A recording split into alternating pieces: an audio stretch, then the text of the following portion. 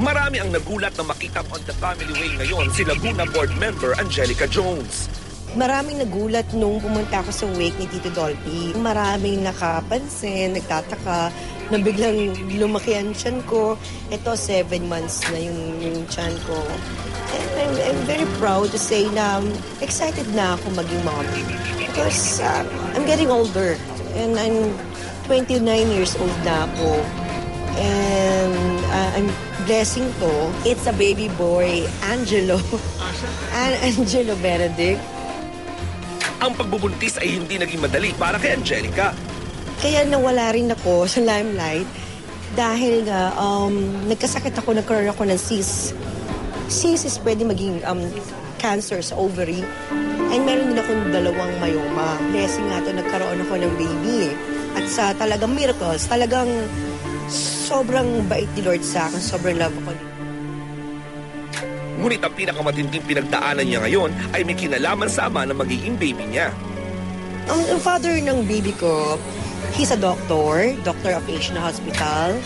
And na-meet ko siya because he's a counselor of San Jose, Batangas. So noong January, pinangakuan ako ng kasal. Maganda yung plano niya. And sinasabi niya, mahal na mahal niya ako eh. Yun ang sabi. Nung the time ng month of March, iniwan niya ako mag-isa. Diba? Sobrang sakit. That's why, kung bakit nanahimik ako. Gusto ko magpakatatag. Walang third party eh. Walang third party. Sinubukan ng Showbiz Central na kunin ang panig ni Dr. tukol sa issue, ngunit nabigo kami. Aminin ko, moral support, wala. Financially, wala. Spiritually, wala. Pero kinakayaan ko, kaya ko naman mag-isa.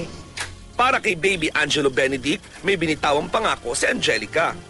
Sisilang kita ng masaya, ng buo ng pagmamahal.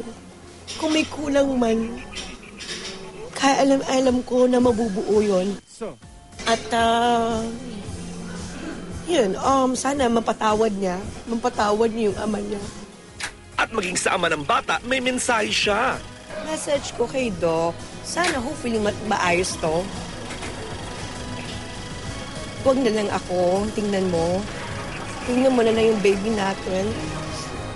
Ikaw ang nagplano na magkaanak tayo. Sana hipuin ni Lord ang isipan at puso mo. Basta hindi ko pagkakait yung bata sa'yo.